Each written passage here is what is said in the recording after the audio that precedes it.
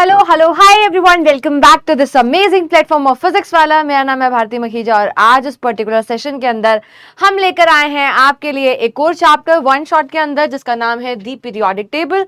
अब भाई ये चैप्टर जो है बहुत ही ज़्यादा इंपॉर्टेंट होने वाला है और इस चैप्टर की डिमांड भी बहुत आ रही थी कि मैम हमारे एग्जाम में आ रहा है, हमें अच्छे से इसको पढ़ना है, रिवाइज करना है। तो भाई आपके लिए लेकर आ गए हैं हम ये, है ना, बहुत ही ज़्यादा इंपॉर्टेंट चैप्टर। ठीक है, तो शुरू करते हैं बेटा बिना किसी देरी के। सारे के सारे इंपॉर्टेंट कॉन्सेप्ट्स इस पर्टिकुलर चैप्टर के अंदर हम यहाँ पर इस पर्टिकुलर लेक्चर में हम कवर करने वाले हैं।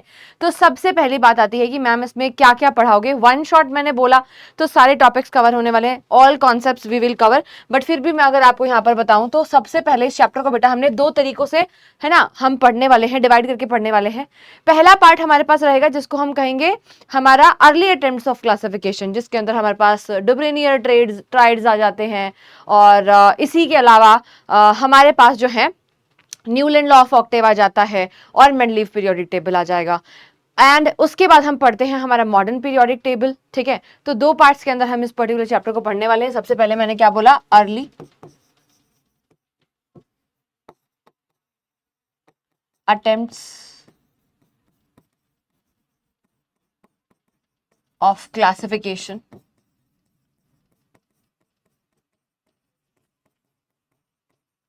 इसके बाद मैं आपको पढ़ाऊंगी मॉडर्न पीरियोडिक टेबल।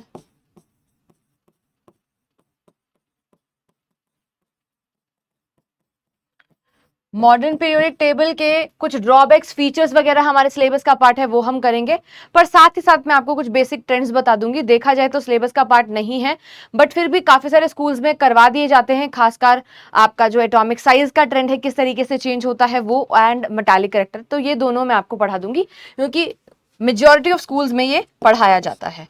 ठीक है, एटॉमिक साइज किस तरीके से चेंज हो रहा है जब हम पीरियड एंड ग्रुप के अंदर जाते हैं, एंड आपका दूसरा आता है मेटालिक करेक्टर। मेटालिक करेक्टर, इसके बाद हम कुछ फीचर्स भी पढ़ने वाले कुछ ग्रुप्स की, जिसके अंदर मैं आपको यहाँ पर पढ़ाने वाली हूँ ग्रुप नंबर 1, ग्रुप नंबर 2, उसके बाद we will discuss about your group number 17 and group number 18। तो इस तरीके से पूरे के पूरे चैप्टर के इंपॉर्टेंट कॉन्सेप्ट्स को हम इस पर्टिकुलर सेशन में कवर करने वाले हैं। तो चलिए फिर स्टार्ट करते हैं। सबसे पहले हम नीड ऑफ क्लासिफिकेशन देख लेते हैं कि हमें क्या रिक्वायरमेंट है, वाई वी नीड क्लासिफिकेशन। तो यहाँ पे आप सभी को पता है यार, क्लासिफिकेशन की नीड इसलिए होती है ताकि हम चीज़ों को आसानी से पढ़ पाएं, आसानी से समझ पाएं। अब ना सिर्फ केमिस्ट्री के अंदर क्लासिफिकेशन की नीड है ना, हमने तो क्लासिफिकेशन हमारे घर में भी देखा है।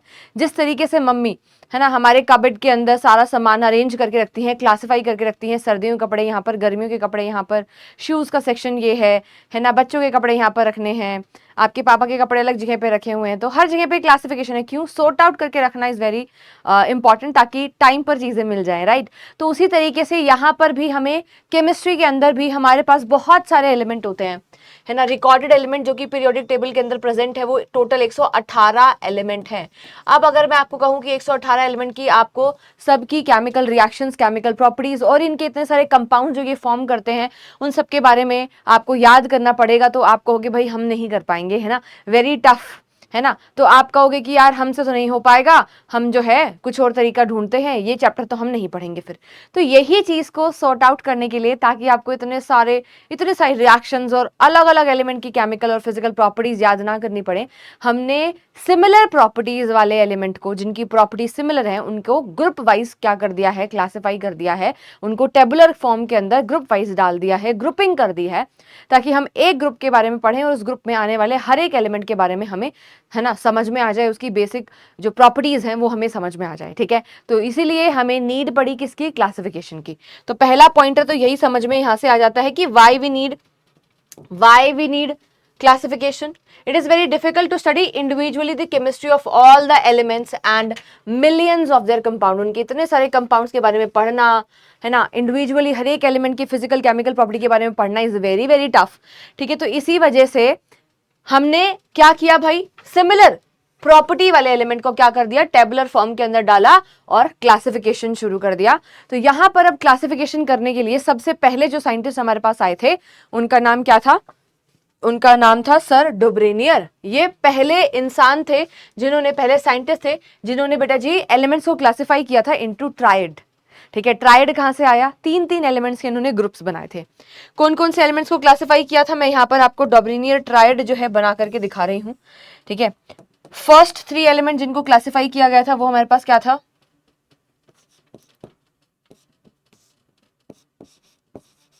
Lithium, sodium, potassium. फिर हमारे पास आता है कैल्शियम, स्ट्रोंशियम एंड बेरियम। फिर हमारे पास आता है chlorine, bromine and iodine. Chlorine, bromine and iodine. ये जो टेबल मैंने यहाँ पर बनाई है ये आप खुद भी बना भी सकते हैं अपनी अपनी कॉपी के अंदर। इस तरीके से एलिमेंट्स को इन्होंने क्या किया था? अरेंज किया था।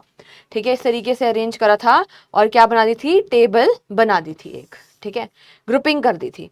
तो यहाँ पर अब इन्होंने सबसे पहले चीज एलिमेंट को अरेंज किया था according to increasing atomic mass. यहाँ पर मैं इंपॉर्टेंट बातें आपको मार्क कराती हुई चलने वाली हूँ, आपको वो नोट डाउन करके चलनी है। मैंने क्या बोला? इन्होंने एलिमेंट्स को अरेंज किया था according to increasing atomic mass. Point number 1, कैसे अरेंज किया गया?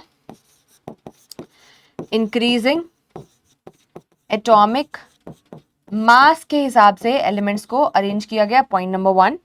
पॉइंट नंबर 2, यहां पर इन्होंने अपना एक लॉ दिया जिसका नाम था ट्रायड लॉ। क्या नाम था? Triad law. ये ट्रायड लॉ कहता था कि जब आप फर्स्ट एलिमेंट और थर्ड एलिमेंट का एवरेज लेंगे, है ना, मास का एवरेज लेंगे, तो वो आपके मिडिल वाले एलिमेंट के क्या आएगा? बराबर आएगा। यानी कि मास ऑफ लिथियम प्लस में मास ऑफ सोडियम, सोडियम नहीं पोटेशियम, थर्ड वाले एलिमेंट को ऐड करके 2 से डिवाइड करेंगे, है ना। यानी कि जब इसका हम क्या लेंगे? एवरेज लेंगे, नीचे क्या लिख देंगे? यहाँ पर 2 लिख देंगे। तो ये किसके बराबर आना चाहिए? ये mass of middle element that is sodium के बराबर आना चाहिए। ठीक है, या फिर हम कह सकते हैं आएगा according to the triad law. ठीक है, तो इस लॉ को फॉलो करते हुए इन्होंने क्या बनाए थे? इस तरीके से ग्रुपिंग करी थी। ये चीज भी आपको यहाँ पर ध्यान रखनी है। देखिए इन्होंने क्या करा? 3 एलिमेंट के ट्राइड्स बनाए, written in order of increasing atomic mass. Atomic mass के हिसाब से इन्होंने एलिमेंट्स को अरेंज करा। ठीक है, the atomic mass of the middle element, middle वाले एलिमेंट का जो एटॉमिक मास है उसको, वो क्या था? रफली एवरेज था किसका? अदर 2 एलिमेंट का, यानी कि फर्स्ट और थर्ड वाले एलिमेंट का क्या था? रफली एवरेज था। एग्जैक्ट वैल्यू नहीं आएगी, आसपास वैल्यू आएगी, रफली इक्वल आ रहा था। ठीक है, तो ये हमारे पास क्या होता है? डुब्रेनियर ट्राइड। अब यहाँ पर इसकी कुछ लिमिटेशन थी जिसकी वजह से इसको क्या कर दिया गया? डिस्कार्ड कर दिया गया। जिसमें पहला लिमिटेशन हमारे पास आया कि इन्होंने बहुत ही कम एलिमेंट्स को अरेंज किया था, है ना। आइडेंटिफाई ओनली 3 ट्राइड्स, सिर्फ और सिर्फ 3 ट्राइड्स ये बना पाए थे, बहुत कम एलिमेंट्स को अरेंज कर पाए थे। फिर यहाँ पर हमने क्या नोटिस करा भाई? Large number of similar element जिनकी प्रॉपर्टी मैच करी थी। ऐसे बहुत सारे एलिमेंट्स थे जो कि क्लासिफाई नहीं किए थे इन्होंने, जो कि इन्होंने टेबुलर फॉर्म में नहीं डाले थे, जो कि इन्होंने ट्राइड के अंदर इंक्लूड नहीं करे थे। तो फिर फायदा क्या हुआ यार? हमने तो ग्रुपिंग, या फिर हम कह रहे हैं कि हमने तो क्लासिफिकेशन इसलिए किया था ना ताकि सिमिलर प्रॉपर्टीज के एलिमेंट को हम एक साथ रख पाए, पर इन्होंने बहुत सारे ऐसे एलिमेंट्स को छोड़ दिया था जिनकी प्रॉपर्टी मैच भी करी थी और उनको इंक्लूड भी नहीं किया गया था। ठीक है, तो ये इशू था। तीसरा इशू था ये जो इन्होंने ट्राइड का लॉ दिया, है ना, कहा कि फर्स्ट और थर्ड वाले का एवरेज लोगे तो मिडिल वाले के बराबर आएगा। इस लॉ को फॉलो करते हुए ऐसा भी पॉसिबल हो सकता था कि बहुत सारे डिससिमिलर प्रॉपर्टीज के एलिमेंट को हम इकट्ठा रख दें। ठीक है, अब हमारा मेन गोल तो था सिमिलर प्रॉपर्टी वालों को इकट्ठा रखना ताकि हमारी स्टडी आसान हो जाए, हमें चीजों को समझना आसान हो जाए, हम थोड़ा सा सिस्टमैटिक हो पाए। पर वही चीज अगर नहीं हो पा रही थी तो फिर कोई फायदा नहीं है। इसी वजह से इस पर्टिकुलर टेबल को रिजेक्ट कर दिया गया। एंड इसके बाद हम पढ़ते हैं हमारा अगला टेबल जिसका नाम है Newland law of octave, Newland की पीरियोडिक टेबल, या फिर हम कह सकते हैं न्यूलैंड का टेबल। अब इनके बारे में कुछ कुछ खास बातें। ऑक्टेव शब्द कहां से आया है? ये ऑक्टेव शब्द आया है क्योंकि इन्होंने यहां पर कहा भाई, इन्होंने कंपैरिजन किया, इन्होंने एनालॉजी लगाई। किसके साथ एनालॉजी लगाई भाई? इन्होंने कहा कि जिस तरीके से क्लासिकल म्यूजिकल नोट्स के अंदर अगर हम देखें सा रे गा मा पा धा नी सा के बाद फिर से सा रिपीट हो रहा है, 8th नंबर पे दोबारा सा आ रहा है और यहाँ पर फर्स्ट नंबर पे सा है। तो इन्होंने कहा जिस तरीके से म्यूजिकल नोट्स के अंदर सा फिर से रिपीट होता है, 8वें नंबर पे दोबारा सा आता है, उसी तरीके से जब हम एलिमेंट्स को अरेंज करते हैं according to increasing atomic mass, जब हम एलिमेंट्स को अरेंज कर रहे हैं इंक्रीजिंग एटॉमिक मास के बेसिस पर, तब एवरी 8th एलिमेंट जो हमारा 8वां एलिमेंट होगा उसकी प्रॉपर्टीज फर्स्ट वाले के सिमिलर होंगी। तो इन्होंने क्या किया बेटा जी? म्यूजिकल नोट्स में जो ऑक्टेव पाया जाता है ना, उसी से इंस्पायर होकर इन्होंने उसी के साथ कंपैरिजन किया अपनी पीरियोडिक टेबल को, अपनी टेबुलर फॉर्म ऑफ क्लासिफिकेशन को, ठीक है। एंड इसी वजह से इन्होंने क्या बोला बेटा जी, अपनी टेबल का नाम क्या दे दिया, न्यूलैंड लॉ ऑफ ऑक्टेव। इन्होंने एक लॉ भी दिया था, है ना, एक लॉ भी दिया था। अब ये लॉ क्या कहते हैं, वही वाली बात जो मैंने अभी अभी आपको बताई। ऑक्टेव शब्द कहां से आया, क्योंकि 8 म्यूजिकल नोट्स होती हैं, ठीक है। तो यहां से लॉ जो दिया उन्होंने वो यही बताया कि 8वें एलिमेंट की प्रॉपर्टी जो है फर्स्ट वाले की क्या होने वाली है, सिमिलर होने वाली है। जब इन्होंने इस टेबल के अंदर एलिमेंट्स को अरेंज किया था उस टाइम पर नोबल गैसेस डिस्कवर नहीं हुई थी, ये वाला पॉइंट आपको ध्यान रखना है। No noble gases discovered. 56 elements को इन्होंने लगभग अरेंज किया था उस टाइम पर जो प्रेजेंट थे, एंड 1862 में ये टेबल दी गई थी, ठीक है। तो ये म्यूजिकल नोट्स के अंदर जो ऑक्टेव पाया जाता है उसी के साथ कंपेयर करके इन्होंने भी क्या नाम रख दिया अपने लॉ का, क्या नाम रख दिया, न्यूलैंड लॉ ऑफ ऑक्टेव्स, ठीक है। अब इसके बारे में पॉइंटर्स जानते हैं यार फटाफट से। वैसे तो मैंने आपको बता दिया कि सबसे पहली चीज जो आपको यहाँ पर ध्यान रखनी है वो ये है कि यहाँ पर एलिमेंट्स को अरेंज किया गया इन order of increasing atomic mass. Increasing atomic mass के बेसिस पर अरेंज करा गया और कहा कि प्रॉपर्टीज जो हैं वो every 8th element had properties similar to that of the first. 8वें और पहले एलिमेंट की जो प्रॉपर्टीज है वो क्या है, सेम है, ठीक है। क्या आएंगी, उनके अंदर सिमिलैरिटी देखने को मिलेगी, ठीक है। तो इसी को ही क्या बोला, इसी को ही क्या बोला, इसी को ही कहा लॉ ऑफ ऑक्टेव्स। तो ये वाली बात भी आपको यहां पर ध्यान रखनी है। आगे चलते हैं। अब यहां पर अगर हम हमारा न्यूलैंड का टेबल देखते हैं, ठीक है, चलो मैं आपको न्यूलैंड का टेबल दिखा देती हूं। तो भाई इन्होंने कहा कि लिथियम जो है, लिथियम एंड सोडियम की प्रॉपर्टी जो है वो मैच कर रही है। क्यों मैच कर रही होगी, इसका मतलब यहां पर जो सोडियम होना चाहिए वो लिथियम के बाद 8वां एलिमेंट होना चाहिए। तो अगर हम काउंट करें तो आपके पास सोडियम जो है 8th एलिमेंट आएगा भी। देखिए 1 2 3 4 5 6 7 एंड 8। तो सोडियम जो है ये हमारा 8th एलिमेंट है आफ्टर लिथियम, ठीक है। इसी वजह से पहले और 8वें एलिमेंट की यहाँ पर क्या कर रही है, प्रॉपर्टी मैच कर रही है। तो यही वाली बात इन्होंने यहाँ पर अपने फीचर में बताई, properties of lithium and sodium were found to be the same, ठीक है। क्या मिली, सेम मिली। सोडियम जो है वो हमारा क्या है, 8th एलिमेंट है आफ्टर लिथियम। लिथियम से काउंटिंग शुरू करोगे तो सोडियम जो आ रहा है वो 8वां एलिमेंट आ रहा है, यानी कि इन्होंने यहाँ पर अपना लॉ ऑफ ऑक्टेव लगाकर दिखाया, ठीक है। तो ये टेबल को आप यहां पर देख सकते हैं, ये हमारे पास है हमारे न्यूलैंड साहब की टेबल। चलिए इसके बाद अगले फीचर की ओर हम चलते हैं। यहां पर देखिए, अच्छा अब यहां पर फीचर्स तो हमने खत्म कर लिए हैं। अब यहां पर आप कह सकते हो यार कि हम पढ़ने जा रहे हैं लिमिटेशंस। क्या पढ़ने जा रहे हैं, लिमिटेशंस। किसके बारे में डिस्कशन कर रहे हैं, लिमिटेशंस कह लीजिए या फिर कह लीजिए कि भाई ड्रॉबैक्स के बारे में यहां पर पढ़ने जा रहे हैं। क्या क्या ड्रॉबैक्स थे उसके बारे में जानते हैं। आइए, क्या क्या ड्रॉबैक्स थे। ड्रॉबैक्स भाई कुछ इस तरीके से थे हमारे पास यहां, है ना, कि ये जो लॉ ऑफ ऑक्टेव था उन्होंने क्या बोला, 56 एलिमेंट्स को अरेंज कर दिया, ठीक है। मैंने अभी अभी आपको बताया इन्होंने 56 एलिमेंट्स को अरेंज कर दिया था। और अगर 56 एलिमेंट्स को इन्होंने अरेंज कर दिया है बेटा जी, तो भी जो लॉ ऑफ ऑक्टेव इन्होंने दिया है ना, इतना बढ़िया सा लॉ बनाकर दिया इन्होंने, वो सिर्फ और सिर्फ कैल्शियम तक ही एप्लीकेबल हो रहा था। टेबल बना दी पर हर एक जगह पर ये वाला लॉ फिट नहीं हो रहा, सिर्फ और सिर्फ अप टू कैल्शियम ही एप्लीकेबल था। ये बहुत इंपॉर्टेंट बात है, ठीक है। तो देखिए the law of octave was applicable only up to the calcium, सिर्फ और सिर्फ कैल्शियम तक एप्लीकेबल था, ठीक है। और कैल्शियम के बाद हर एक 8वें एलिमेंट की प्रॉपर्टी जो है वो फर्स्ट वाले से मैच नहीं हो रही थी। तो भाई यहां पर हो गई गड़बड़, ये पहला हमारे पास ड्रॉबैक आ गया।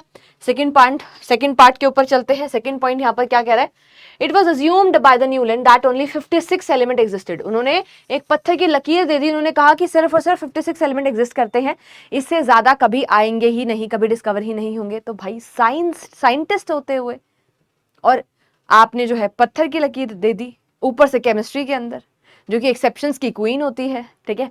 तो भाई ऐसा नहीं था। आफ्टर सम इयर्स कुछ और एलिमेंट्स जो हैं डिस्कवर हुए, तो फिर इनकी बात क्या हो गई, गलत हो गई। तो आप इस तरीके से पत्थर की लकीर नहीं दे सकते हैं।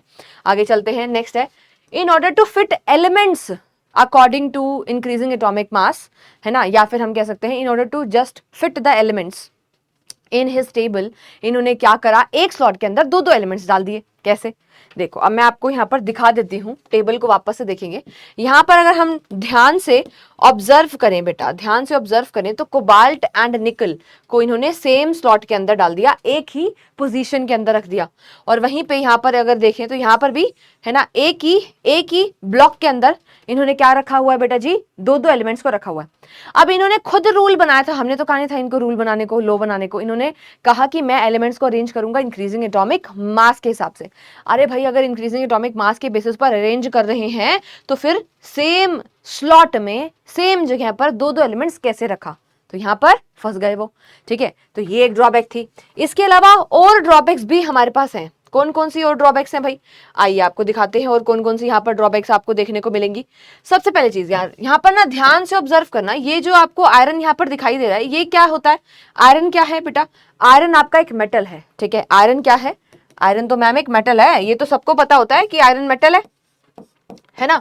और देखो इसको कहां पर रखा है, ऑक्सीजन, सल्फर, सिलीनियम, ये सारे क्या है ना, ये सारे के सारे क्या है, ये तो नॉन मेटल्स है, ये तो नॉन मेटल है। अरे भाई जिनकी प्रॉपर्टी मैच नहीं करती उनको इकट्ठा कैसे रख दिया, ये तो मेटल है, ये तो नॉन मेटल है। तो भाई नॉन मेटल के बीच में मेटल को फंसा दिया, ये गड़बड़। अच्छा अब ये कोबाल्ट और निकल को अगर हम देखें, कोबाल्ट निकल तो हमारे मेटल होते हैं, ये तो मेटल है, जबकि फ्लोरीन, क्लोरीन एंड ब्रोमीन ये हमारे पास क्या है, नॉन मेटल है, नॉन मेटल है। तो जिनकी प्रॉपर्टी मैच नहीं करी थी उनको इकट्ठा क्यों रखा भाई? मेन काम हमारा क्या था कि सिमिलर प्रॉपर्टी वाले एलिमेंट को इकट्ठा रख देना, और यही काम इन्होंने यहाँ पर क्या कर दिया है, गड़बड़ कर दिया है। कोबाल्ट और निकल को यहाँ पर इन्होंने किसके साथ प्लेस कर दिया है, हमारे फ्लोरीन, क्लोरीन, ब्रोमीन के साथ। और वहीं पे अगर हम देखें आयरन की प्रॉपर्टीज कोबाल्ट और निकल के साथ मैच खाती हैं, मैच करती हैं, तो जिनकी प्रॉपर्टी मैच करी थी उनको दूर दूर रख दिया, एक को यहाँ एक को यहाँ पटक दिया। ठीक है, और जिनकी प्रॉपर्टी मैच नहीं करी थी उनको इकट्ठा लगा दिया। तो भाई यहां पर फिर से हमारे पास क्या आ चुका है, इसका ड्रॉबैक आ गया है। ठीक है, तो यही वाली बातें बेटा जी यहां पर लिख रखी हैं, आप इसको पढ़ लेंगे। ठीक है, ये आप ही के लिए लिख रखा है मैंने, ये नोट्स आप ही के लिए हैं, ये आप लिख लेंगे यहाँ पे। ठीक है, अच्छा यस, तो ये सारे के सारे फीचर्स जो हैं आप अपने शॉर्ट नोट्स के अंदर भी मेंशन कर सकते हैं, ये हम कर चुके हैं। चलिए अब ड्रॉबैक्स आ गए थे काफी सारे, है ना, तो प्रॉब्लम्स थी, इसी वजह से हम हमारी थर्ड टेबल के ऊपर चलते हैं जो कि है मेंडलीव्स पीरियोडिक टेबल। भाई मैं कहती हूँ मेंडलीव की पीरियोडिक टेबल बहुत ही अच्छी है, इतनी अच्छी है कि अगर ये नहीं होती आज तो हम आज मॉडर्न पीरियोडिक टेबल तक ना पहुंच पाते। इन्होंने काफी सारी अच्छी चीजें बताई और बहुत अच्छे इनके फीचर्स थे, बहुत अच्छी काम इन्होंने करे अपनी टेबल के अंदर। तो इनके इसके बारे में जानते हैं। सबसे पहली चीज तो ये डिस्कवर कब हुई थी, 1869 में डिस्कवर हुई थी। देन 63 एलिमेंट्स को इन्होंने अरेंज किया था उस टाइम पर जो प्रेजेंट थे।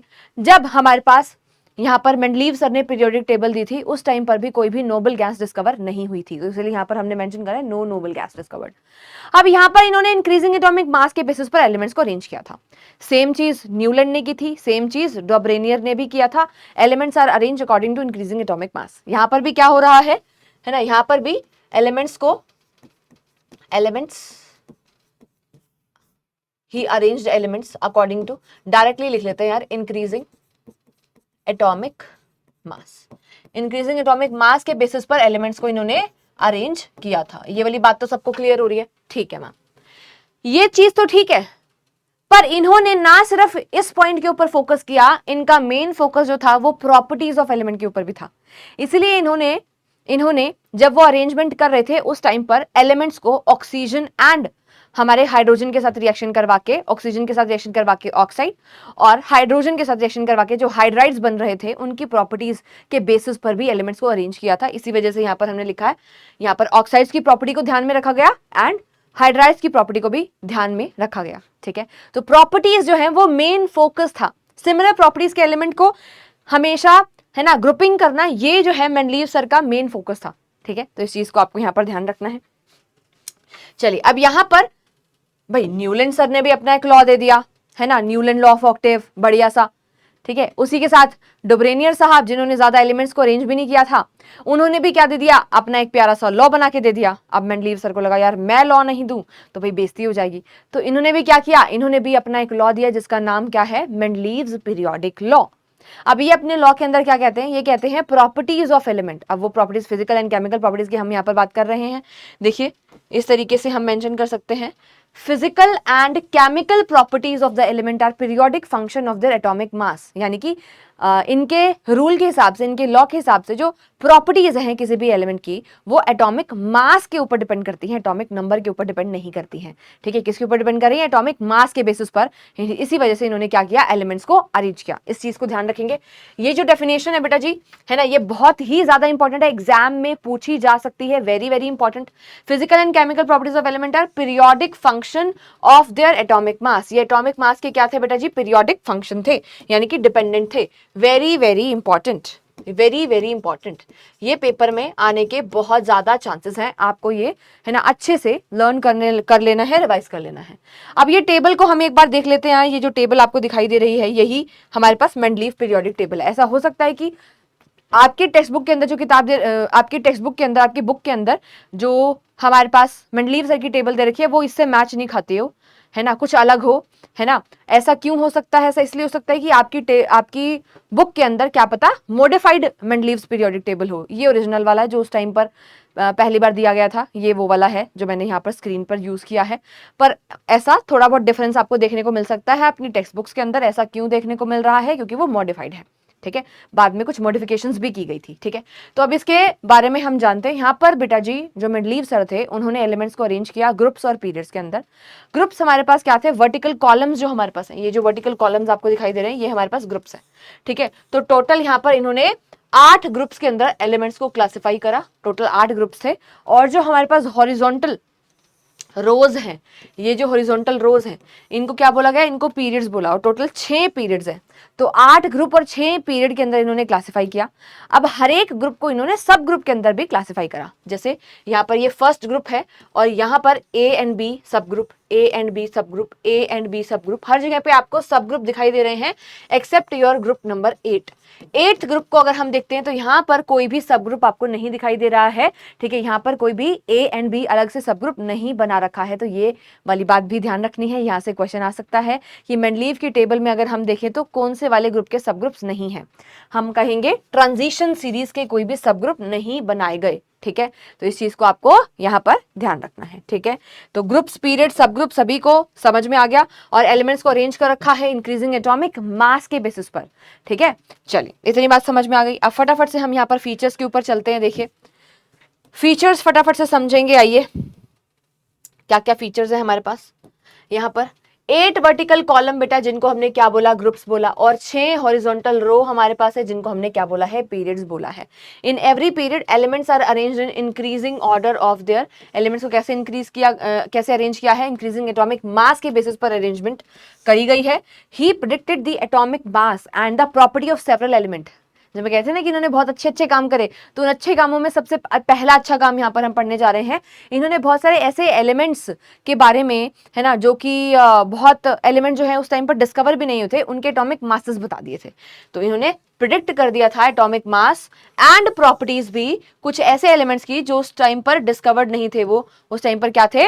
नॉट नोन थे, यानी कि अनडिस्कवर्ड एलिमेंट्स थे, है ना। और क्या किया इन्होंने? कुछ एलिमेंट्स के लिए गैप्स भी छोड़ दिए। He left gaps for the some undiscovered element. उन्होंने कहा कि अभी तो ये एलिमेंट डिस्कवर नहीं हुआ है, पर जब ये एलिमेंट डिस्कवर हो जाएगा तो ये यहाँ इस प्लेस पर रखा जाएगा, इसका मास ये होगा और इसका जो है ऑक्साइड का फॉर्मूला ये, क्लोराइड का और हाइड्राइड का फॉर्मूला ये होगा। ठीक है, तो इस तरीके से इन्होंने काफी सारी चीजें उस अनडिस्कवर्ड एलिमेंट के बारे में बता दी थी। और जब सच में वो एलिमेंट डिस्कवर हुआ तो वो वहां पर फिट भी आ गया, उसका मास भी उतना ही था। ठीक है, और साथ ही साथ बेटा उसकी जो केमिकल फॉर्मूलाज बता करके गए थे मेंडलीव सर, वो भी बिल्कुल सिमिलर थे। तो ये एक बहुत बड़ी अचीवमेंट थी मेंडलीव्स पीरियोडिक टेबल की। इसके ऊपर क्वेश्चन आता है। ठीक है, इसके ऊपर क्वेश्चन आता है, ये वेरी वेरी इंपॉर्टेंट है। देखिए, left gap for the element not discovered at that time and named prefixing the Sanskrit numeral eka। eka numeral इन्होंने लगाया, यानी कि एक बाद वाला। कहने का क्या मतलब है? देखिए एग्जाम्पल यहाँ पर नोट करते हैं। जो एलिमेंट डिस्कवर नहीं हुआ था उस टाइम पर, है ना, उसका नाम उन्होंने क्या रखा? एका एल्यूमिनियम। यानी कि एल्यूमिनियम के बाद खाली जगह छोड़ दी और कहा कि इसके बाद कोई एलिमेंट आएगा। ठीक है, अब उस एलिमेंट को क्या नाम दे? खाली जगह छोड़ दें, XYZ क्या बोले? तो उन्होंने संस्कृत न्यूमरल का यूज करा, एका शब्द का। ठीक है, और एल्यूमिनियम के बाद खाली जगह छोड़ी और वहां पर क्या लिख दिया? एका एल्यूमिनियम। है ना, जिसका मतलब क्या है, एक बाद वाला, ठीक है, मतलब एल्यूमिनियम के बाद ये आएगा। क्लियर। अब इन्होंने इसका मास बताया 68 आफ्टर डिस्कवरी, है ना, हमारे पास गैलियम की डिस्कवरी होती है, का एल्यूमिनियम इज गैलियम, ये बहुत बार पूछ लिया जाता है भाई, ये बहुत ज्यादा इंपॉर्टेंट है, ये पेपर में आ सकता है। ठीक है, तो आपका जो मास निकल करके आया वो कितना था, 69.7 था। वहीं पे ऑक्साइड के फॉर्मूला और साथ ही साथ क्लोराइड के फॉर्मूला यानी कि हेलाइड के फॉर्मूला को भी बताया और वो भी सेम निकल करके आया, तो ये बहुत बड़ी अचीवमेंट थी। और कौन कौन से एलिमेंट्स बताए, ए का बोरोन बताया जो कि क्या होता है, स्कैंडियम, ए का एल्यूमिनियम गैलियम होता है, ए का सिलिकॉन क्या होता है, जर्मेनियम होता है। ये भूलना नहीं है, ये तीनों के ऊपर भी आपसे पेपर में पूछा जा सकता है, क्वेश्चन आ सकता है। ठीक है जी, क्लियर। अब एक और बहुत ही बढ़िया फीचर भाई इनके टेबल के बारे में, वो क्या था, यहां पर मैंने आपको क्या बोला यार, स्टार्टिंग के अंदर जब इस टेबल को दिया गया था उस टाइम पर हमारे पास नोबल गैसेस डिस्कवर नहीं हुई थी, पर जब नोबल गैसेस डिस्कवर हुई तो हमने जब नोबल गैसेस को हमारी मेंडलीव की पीरियोडिक टेबल के अंदर रखा तो without any disturbance, without any changes, आराम से स्मूथली हम हमारे नोबल गैसेस को यहाँ पर रख पाए, ना तो कोई लॉ ब्रेक हुआ, ना कुछ और प्रॉब्लम हुई, आराम से हम रख पाए थे। और यही सेम चीज हमने किसके साथ करी, न्यूलैंड की टेबल के साथ भी करी। न्यूलैंड के टाइम पर भी नोबल गैसेस नहीं थी, पर जब हमने नोबल गैसेस को वहां पर लगाया, अरेंज करा, तो हमने क्या पाया यार, नोबल गैसेस को लगाने के बाद कि वो जो कैल्शियम तक हमारा लॉ ऑफ ऑक्टेव लग रहा था, अब वो कैल्शियम तक भी नहीं लग रहा है, यानी कि पूरी की पूरी टेबल डिस्टर्ब हो गई थी न्यूलैंड की, पर मेंडलीव की टेबल के साथ ऐसा नहीं हुआ था। तो ये बहुत ही बढ़िया और खास बात है, इसके ऊपर भी क्वेश्चन पूछा जा सकता है। क्लियर है, ये दोनों पॉइंटर्स बहुत ज्यादा इंपॉर्टेंट है। चलिए, अब तुम सोचोगे कि मैम कुछ तो लिमिटेशन रहे होंगे ना, जो हम मॉडर्न पीरियोडिक टेबल पढ़ते हैं, बिल्कुल सही सोच रहे हो। तो अब बारी आती है लिमिटेशन की, limitations of Mendeleev periodic table, again very very important topic. ठीक है, तो यहां पर हमने कहा यार इन्होंने एलिमेंट्स को इंक्रीजिंग एटॉमिक मास के बेसिस पर अरेंज किया था, बट फिर भी बहुत सारे ऐसे पेयर्स थे, है ना, जिसके अंदर जिसका मास कम था उसको पहले रख रखा था, और जिसका मास ज्यादा था, है ना, सॉरी मैंने क्या बोला, एनोमलस पेयर्स जिसको हम बोलते हैं, थोड़े से गड़बड़ वाले पेयर्स थे, जिसका मास क्या था बेटा कम, उनको पहले ही रखा जाना चाहिए, है ना, जिनका मास क्या था ज्यादा उनको पहले रखा हुआ था, और जिनका मास कम था उनको बाद में रखा हुआ था। कहने का मतलब क्या है, देखिए मैं डायरेक्टली आपको टेबल के अंदर ही दिखाती हूं, जैसे कि कोबाल्ट एंड निकल, कोबाल्ट और निकल के मास को अगर हम देखें तो निकल का मास कम है, ये पहले आना चाहिए था, इसको बाद में रखा हुआ है। कोबाल्ट का मास ज्यादा है तो इसको बाद में आना चाहिए था, उल्टा रखा हुआ है। अगर हम इंक्रीजिंग एटॉमिक मास के बेसिस पर अरेंज करें तो ये अरेंजमेंट जो है गड़बड़ है ना, कोबाल्ट बाद में, निकल क्या आना चाहिए, यहाँ पर पहले आना चाहिए था। सेम चीज यहाँ पर टेलोरियम एंड आयोडीन को अगर हम यहाँ पर देखते हैं, टेलोरियम का 127.6 है और इसका कितना है 126.9 है, तो 126 क्या है, छोटा, छोटा है तो पहले आना चाहिए, और टेलोरियम क्या आना चाहिए, बाद में आना चाहिए। तो इसको हम क्या बोलते हैं, एनोमलस पेयर्स बोला जाता है, मतलब इंक्रीजिंग एटॉमिक मास के बेसिस पर ये वाले एलिमेंट्स को नहीं अरेंज किया गया था, कुछ कुछ गड़बड़ यहाँ पर हो रही थी। तो ये हमारी पहली लिमिटेशन आई, इसी चीज को यहाँ पर हमने मेंशन कर रखा है कि हमारा ये जो कोबाल्ट है ना, जिसका मास क्या है, हाइयर है, प्रीसीड्स द निकल, ठीक है, जिसका मास क्या है, कम है। वैसे ही टेलोरियम एंड आयोडीन का हमारे पास एक और पेयर बनता है, जिसके अंदर मासेस के अरेंजमेंट में क्या कर रखी है, मतलब अरेंजमेंट जो है इंक्रीजिंग एटॉमिक मास के बेसिस पर नहीं है। सेकेंड हमारे पास यहाँ पर इसका जो लिमिटेशन आता है वो क्या है, यहाँ पर बहुत सारे ऐसे एलिमेंट्स जिनकी प्रॉपर्टीज जो है मैच नहीं हो रही थी, क्या थे वो, डिसिमिलर एलिमेंट्स थे, उनको इकट्ठा रख दिया, जिनकी प्रॉपर्टी मैच नहीं कर रही थी, है ना, उनको इकट्ठा रखने का कोई मतलब ही नहीं है यार। अब आपने अगर ध्यान से टेबल को ऑब्जर्व करा है तो यहाँ पर अगर हम टेबल को देखें, ग्रुप नंबर 1 के अंदर अगर देखें, सब ग्रुप्स बना रखे हैं, ये सब ग्रुप ए है एंड ये हमारे पास सब ग्रुप बी है। ठीक है, तो भाई सब ग्रुप्स में भी तो आपस में प्रॉपर्टी मैच होनी चाहिए ना, है तो ये एक ही ग्रुप के पार्ट। तो यहाँ पर अगर हम देखें, हमारा जो पोटेशियम है, रुबीडियम है, सीजियम है, ये तो काफी ज्यादा रिएक्टिव एलिमेंट्स होते हैं, है ना, काफी ज्यादा रिएक्टिव एक्टिव मेटल्स हैं। और वहीं पे अगर हम यहाँ पर कॉपर को देखें, एजी को देखें, एयू को देखें, तो ये तो बहुत ही ज्वेलरी बनाने के लिए यूज होती हैं, और हम कह सकते हैं यार ये हमारी इनको हम क्या कहते हैं, हमारी नोबल मेटल्स है। तो ये तो बहुत कम रिएक्टिव होती है, इनको इतनी ज्यादा रिएक्टिव मेटल्स के साथ रख दिया यार, प्रॉपर्टी मैच नहीं हो रही, तो ये एक प्रॉब्लम आई, ये एक लिमिटेशन थी। अगली लिमिटेशन हमारे पास थी पोजीशन ऑफ आइसोटॉप्स। आइसोटॉप्स हमारे पास क्या होते हैं, आइसोटॉप वो होते हैं, है ना, जिनका क्या होता है, डिफरेंट एटॉमिक मास होता है। एटॉमिक मास इनका क्या होता है बेटा जी, अलग अलग होता है, ये बात आपको पता है, जैसे कि कार्बन 12, कार्बन 13, कार्बन 14, फिर हमारे पास आता है क्लोरीन 35, क्या आता है, क्लोरीन 35, एंड क्लोरीन 37। तो इनके मासेस अलग अलग हैं। अब हमने तो आपको पहले ही ऑलरेडी बताया कि मेंडलीव सर ने इंक्रीजिंग एटॉमिक मास के बेसिस पर अरेंजमेंट करी थी, और अगर इन्होंने इंक्रीजिंग एटॉमिक मास के बेसिस पर अरेंजमेंट करी है तो भाई फिर आपके जो आइसोटॉप्स हैं उनको अलग अलग पोजीशन मिलनी चाहिए। क्लोरीन 35 की पोजीशन अलग होनी चाहिए, क्लोरीन 37 को अलग रखा जाना चाहिए था, पर ऐसा नहीं किया गया था। तो ये हमारी एक और ड्रॉबैक, एक और लिमिटेशन बनी। ठीक है, तो पोजीशन ऑफ आइसोटॉप प्रॉब्लम थी। नेक्स्ट था separation of chemically similar element, जिनकी प्रॉपर्टी मैच कर रही थी, है ना, उनको अलग अलग कर दिया, उनको सेपरेट कर दिया। तो ये भी एक बहुत बड़ा इश्यू था, ये भी एक प्रॉब्लम थी। ठीक है, यहाँ पर आप देख सकते हो ये जो प्लेटिनम आपको दिखाई दे रहा है, इसकी प्रॉपर्टीज सिल्वर सिल्वर एंड जो हमारे पास गोल्ड है उसके साथ मैच करती है ना, करती है ना। आपको पता है ये सारी क्या है, हमारे पास नोबल मेटल्स है। अब इनकी प्रॉपर्टी तो मैच करती है, इनको दूर दूर रख दिया, तो यहाँ पर आ गई फिर से प्रॉब्लम एंड यानी कि गड़बड़ यहाँ पर आ गई। ठीक है जी, चलिए अब इतना करने के बाद नेक्स्ट हमारे पास आता है anomalous position of hydrogen. Hydrogen की पोजीशन को वो प्रॉपर्ली नहीं बता पाए थे, पोजीशन ऑफ हाइड्रोजन को प्रॉपर्ली वो नहीं बता पाए थे। ऐसा क्यों? क्योंकि हाइड्रोजन की जो प्रॉपर्टीज हैं वो मेटल्स एंड नॉन मेटल्स दोनों के साथ मैच करती हैं, तो यहाँ पर गड़बड़ हो रही थी कि कहाँ पर हाइड्रोजन को रखा जाए। तो भाई ये भी एक काफी बड़ा हमारे पास ड्रॉबैक था, इशू था। ठीक है, इसीलिए बेटा हमारे पास आता है क्या, मॉडर्न पीरियोडिक टेबल। ठीक है, इसके बाद हमने क्या पढ़ना है, मॉडर्न पीरियोडिक टेबल पढ़ना है।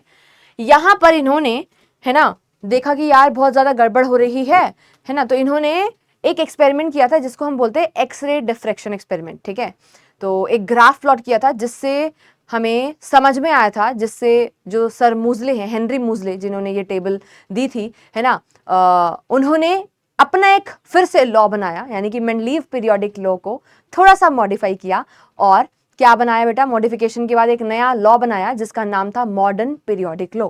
And according to this periodic law, properties of element are periodic function of their atomic number.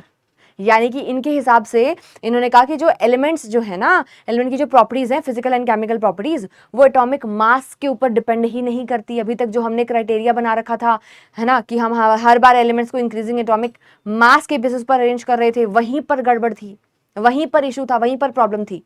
ठीक है, तो इन्होंने इस चीज को करेक्ट किया और एलिमेंट्स को इंक्रीजिंग एटॉमिक नंबर के हिसाब से अरेंज करा।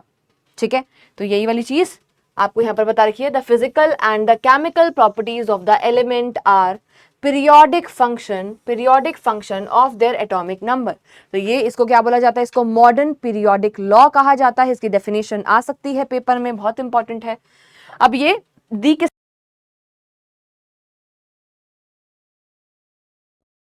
that the atomic number is the more fundamental property, जो atomic number है वो ज्यादा fundamental property है, ठीक है, of an element then its atomic weight, उसके atomic weight से ज्यादा fundamental property हमारे पास क्या है, atomic number है। इसलिए इन्होंने कहा, इन्होंने elements को arrange किया according to increasing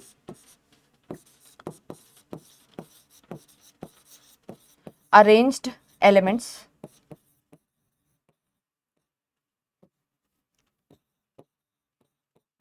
according to increasing atomic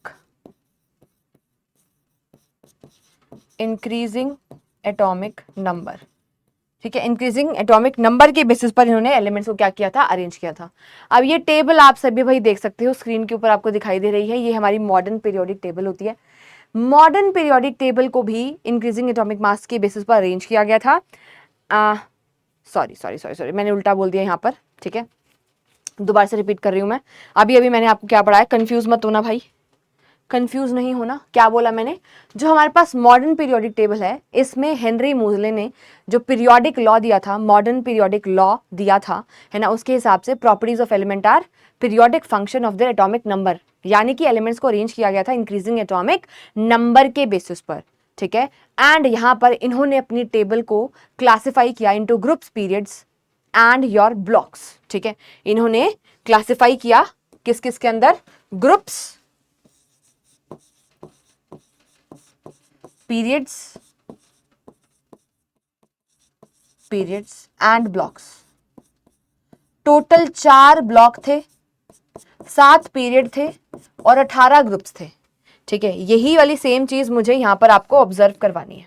ठीक है, ये जो आपको दिखाई दे रहा है, ये हमारा इसको क्या बोलते हैं हम, ये हमारा एस ब्लॉक है, ये क्या है हमारा एस ब्लॉक, ठीक है।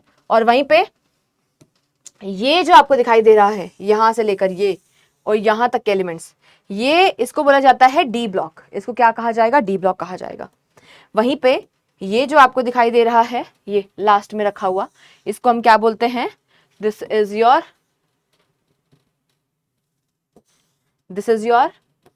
ये क्या है हमारा, ये हमारा पी ब्लॉक है। कलर चेंज कर देते हैं इसका, ये क्या है हमारा पी ब्लॉक, ठीक है। ये सेम चीज मैं यहाँ पर मेंशन भी कर देती हूँ, ये क्या है पी ब्लॉक है, पी ब्लॉक है। ये यहां से लेकर के यहां तक हमारा क्या है, डी ब्लॉक है, डी ब्लॉक है। और ये क्या है हमारा एस ब्लॉक है, क्या बोलते हैं इसको, एस ब्लॉक कहते हैं। और जो नीचे एलिमेंट्स प्रेजेंट है, ये जो दो सीरीज आपको दिखाई दे रही हैं, ये पार्ट है एफ ब्लॉक का, इसको क्या बोलते हैं, एफ ब्लॉक कहते हैं, ठीक है। अब यहां पर टोटल हमने क्या बोला, हमारे पास 18 ग्रुप्स के अंदर क्लासिफाई किया। कैसे कैसे 18, देखो काउंट करवाती हूं तुमको, 1 2 3 4 5 6 7 8 9 10 11 एंड 12, ये 12 ग्रुप हो गए। 13 14 15 16 17 एंड 18, टोटल हमारे पास 18 ग्रुप थे और 7 पीरियड थे। काउंट करवाऊं, देखो कर लो, काउंट कर लो, देखो first period, second period, third period, fourth period, fifth, sixth and seventh period, ठीक है। यहाँ पर ग्रुप्स एंड पीरियड्स उसी तरीके से हैं जिस तरीके से हमने मेंडलीव पीरियोडिक टेबल के अंदर देखा था, यानी कि वर्टिकल कॉलम्स को हमने ग्रुप बोला है एंड हॉरिजॉन्टल रोज को हमने क्या बोला है, पीरियड्स बोला है, ठीक है। तो यहाँ पर टोटल पीरियड हमारे पास 7 है और 18 ग्रुप हैं, 4 ब्लॉक हैं। तो group number 1 and group number 2 किसका पार्ट है, ग्रुप नंबर 1, आइए देखते हैं, फटाफट से इस चीज को नोट डाउन करेंगे हम।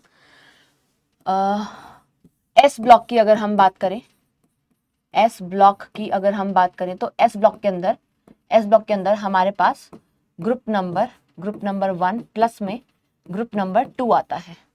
वहीं पे अगर मैं यहाँ पर पी ब्लॉक की बात करती हूँ तो पी ब्लॉक को अगर हम ध्यान से देखें तो बेटा जी ग्रुप नंबर 13 से लेकर ग्रुप नंबर 18 तक के एलिमेंट्स आते हैं।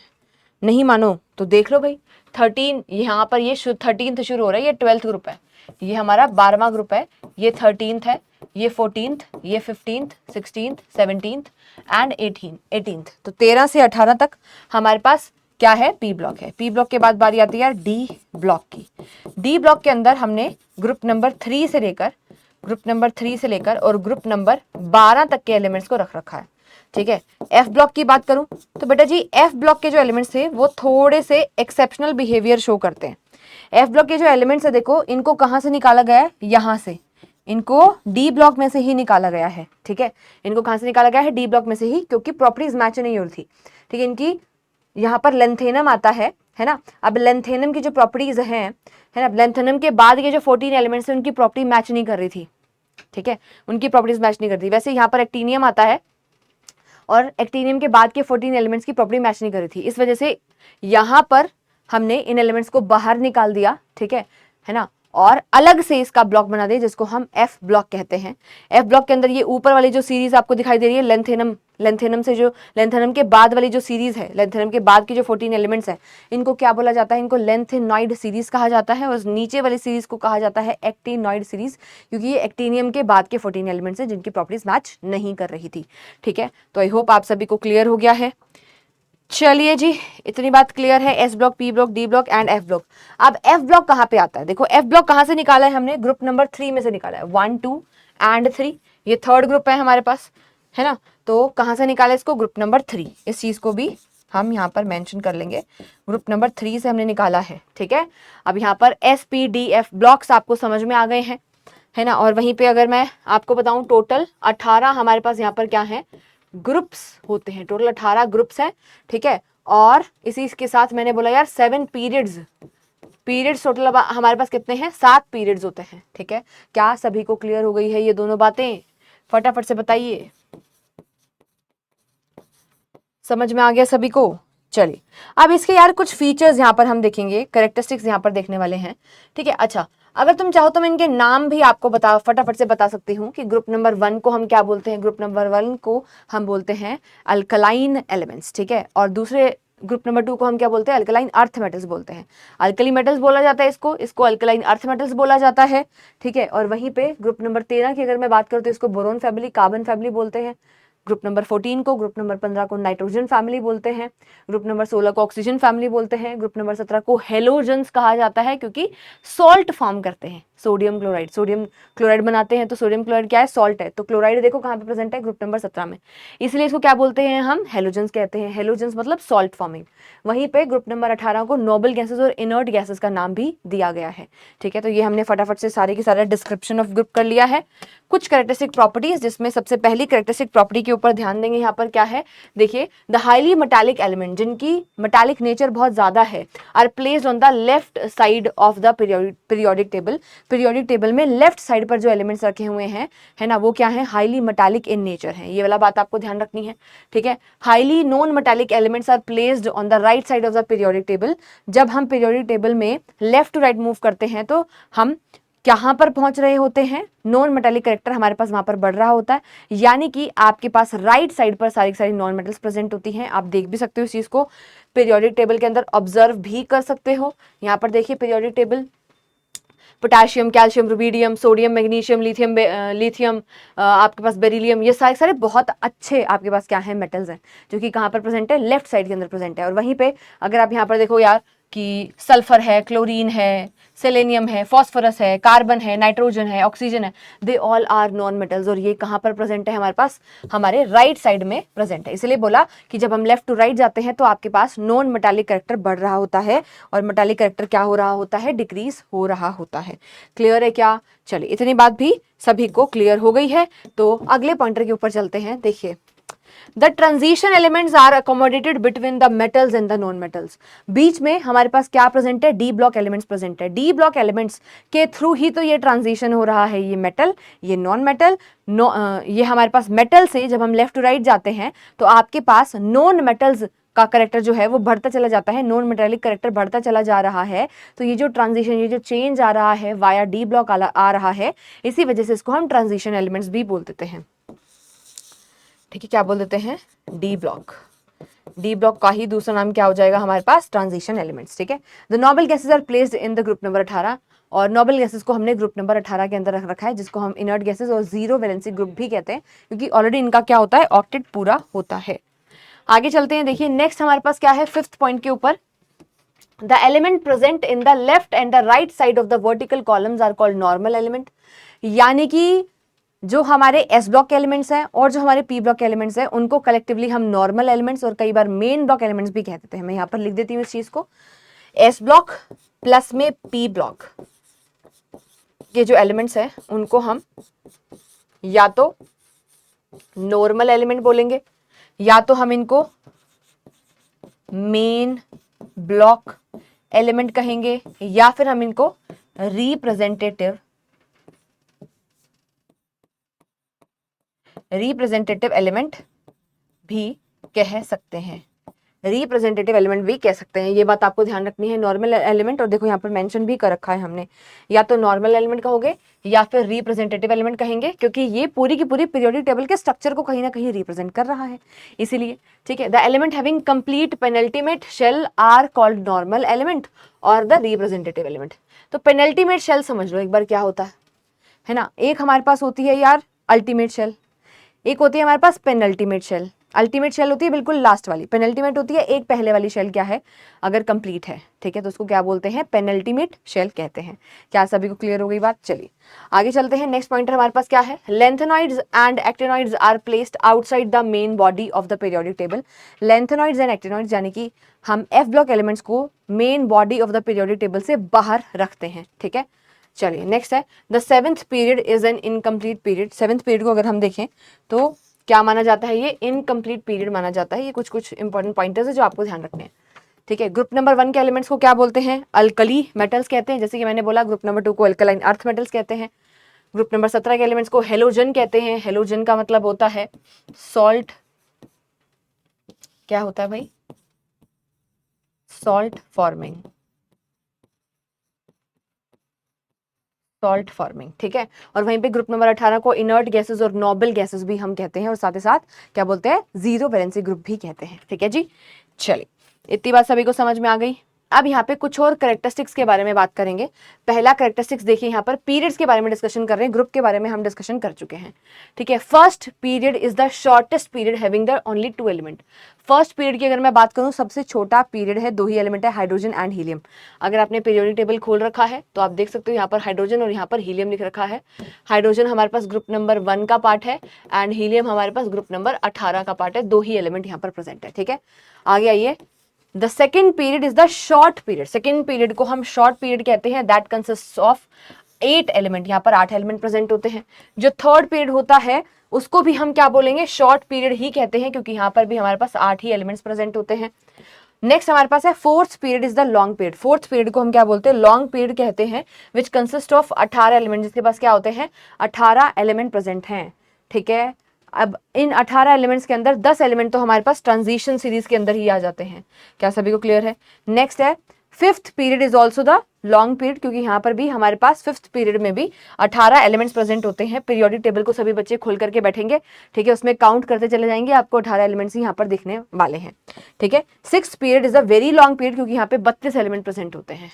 टोटल 32 एलिमेंट्स यहाँ पर प्रेजेंट होते हैं। ये सारे पॉइंटर्स आप नोट डाउन कर सकते हैं, ठीक है। चलिए, अब इसी के साथ मैं आपको एक प्यारा सा एंड इंपॉर्टेंट बीएम विजन लिखवाने वाली हूँ।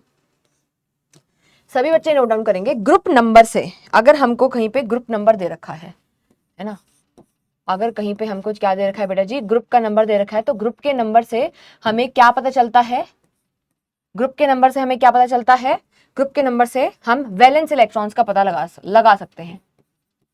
वैलेंस इलेक्ट्रॉन्स का पता लगा सकते हैं कैसे? अगर कोई एलिमेंट मेरे पास ग्रुप नंबर 1 में प्लेस्ड है तो उसके वैलेंस इलेक्ट्रॉन्स कितने होंगे, 1 1 outermost 1 electron in valence shell, 1 electron in valence shell present होगा। अगर कोई एलिमेंट बेटा जी आपके पास ग्रुप नंबर 2 के अंदर प्रेजेंट है तो वहां पर 2 इलेक्ट्रॉन्स होंगे इन वैलेंस शेल। ध्यान रखना इस चीज को, ठीक है। मतलब तुम्हें इलेक्ट्रॉनिक कॉन्फ़िगरेशन लिखनी आए ना आए, अगर तुम्हें उसकी पोजीशन भी पता है ना, तुम्हारे लिए बहुत ही ज्यादा आसान हो जाएगी चीजें, ठीक है। चलिए, ये बात समझ में आ गई। नेक्स्ट है, अगर कोई एलिमेंट बेटा जी ग्रुप नंबर 13 में है, ठीक है, तो कैसे काउंट करेंगे, लास्ट वाले डिजिट देखना 3, ठीक है, यानी कि उसके वैलेंस शेल में 3 इलेक्ट्रॉन्स होंगे, 3 इलेक्ट्रॉन इन वैलेंस शेल,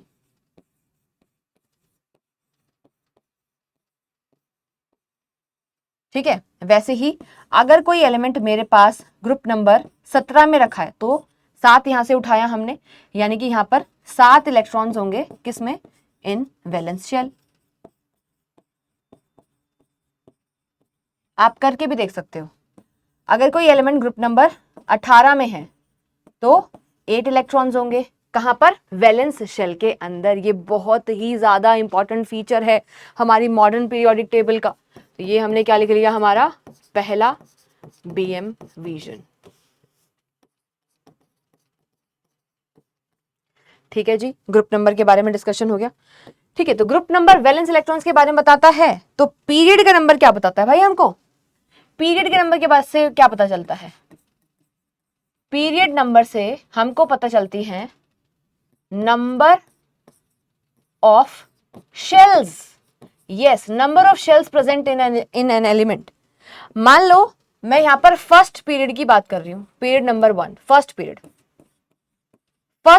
के अंदर जितने भी एलिमेंट होंगे उन सभी के पास एक ही शेल होगी, 1 शेल, सिर्फ और सिर्फ एक ही शेल होगी। देख लो तुम, अब हाइड्रोजन के इलेक्ट्रॉन्स को अगर लिखोगे तो हाइड्रोजन के पास के शेल ही होती है, एक शेल होती है, एक इलेक्ट्रॉन, तो एक ही शेल है। वैसे ही हीलियम है ना, तो के शेल में 2 इलेक्ट्रॉन्स है। तो अगर हम देखें तो दोनों अगर फर्स्ट पीरियड में है तो एक ही शेल है। ऐसे ही अगर कोई एलिमेंट सेकंड पीरियड में है, सेकंड पीरियड के अंदर है, तो उसके पास 2 शेल्स होंगी, 2 शेल्स होती हैं। क्या सभी को क्लियर है? जैसे कि लिथियम का एग्जांपल ले लो यार, लिथियम जो है वो हमारे पास सेकंड पीरियड का एलिमेंट होता है। तो लिथियम का अगर हम लिखें यार 2 and 1 इलेक्ट्रॉनिक कन्फिगरेशन लिखा तो 2 शेल्स यहाँ पर प्रेजेंट है फॉर एग्जाम्पल, ठीक है। ऐसे ही मैं बोलूं यार मेरे पास कोई एलिमेंट है जो कि 5th पीरियड का है, 5वें पीरियड का एलिमेंट है, इसका मतलब क्या हुआ, 5 शेल्स, 5 शेल्स वहां पर प्रेजेंट है, 5 शेल्स यहाँ पर प्रेजेंट है, ठीक है, 5 शेल्स यहाँ पर होंगी। तो ये हमारे पास एक और हमारा क्या आ चुका है इंपॉर्टेंट पॉइंट, पीएम विजन। ठीक है जी, क्लियर। चलिए इसके बाद बेटा जी अगला टॉपिक हमें जो कवर करना है वो है पीरियोडिसिटी। पीरियोडिसिटी क्या है, काफी स्कूल्स में करवा देते हैं, काफी स्कूल्स में नहीं करवाते। तो अगर आपके स्कूल में करवाया है तो भाई इसको सुन लेना ध्यान से। पीरियोडिसिटी क्या होता है, पीरियोडिक मोशन तो तुमने पढ़ा होगा, एक रेगुलर एक फिक्स इंटरवल के बाद सेम चीज का रिपीट होना इज पीरियोडिक मोशन और पीरियोडिसिटी, राइट। तो उसी तरीके से हम यहाँ पर किसी भी मॉडर्न पीरियोडिक टेबल में भी इस चीज़ को नोटिस करते हैं कि आफ्टर फिक्स इंटरवल हमारे पास सेम प्रॉपर्टीज़ जो हैं वो रिपीट हो रही हैं, रिपीटेशन ऑफ सेम प्रॉपर्टीज़। तो यही वाली चीज़ यहाँ पर हमने मेंशन करा है, लिखा है। क्या होता है भाई हमारे पास यहाँ पर इस केस में, properties that reappear after a regular interval, जो कि एक रेगुलर इंटरवल के बाद क्या कर रही है, रीअपियर होती हैं, बार बार देखने को मिलती हैं, या फिर there is a gradual variation at the regular interval. और ऐसा भी हो सकता है एक रेगुलर इंटरवल के बाद ग्रेजुअल वेरिएशन देखने को मिल रहा है, यानी कि या तो ग्रेजुअल इंक्रीज इन समथिंग और ग्रेजुअल डिक्रीज दिखता हुआ होता हुआ हमें दिखाई दे रहा है, ठीक है। तो ग्रेजुअल इंक्रीज ग्रेजुअल डिक्रीज दिखाई दे रहा है, या फिर सेम चीज रिपीट हो रही है। इसी रीअकरेंस को, रीअपियरेंस को हम क्या बोलते हैं, पीरियोडिसिटी कहते हैं। अब यहाँ पर प्रॉपर्टीज के अंदर पीरियोडिक टेबल में पीरियोडिसिटी क्यों देखने को मिली है हमें, इसका रीजन कई बार पूछ लेते हैं। तो यहाँ पर हम लिखेंगे रीजन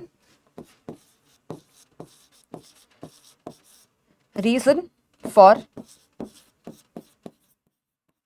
पीरियोडिसिटी, वो है सिमिलर आउटरमोस्ट इलेक्ट्रॉनिक कॉन्फ़िगरेशन। क्या है,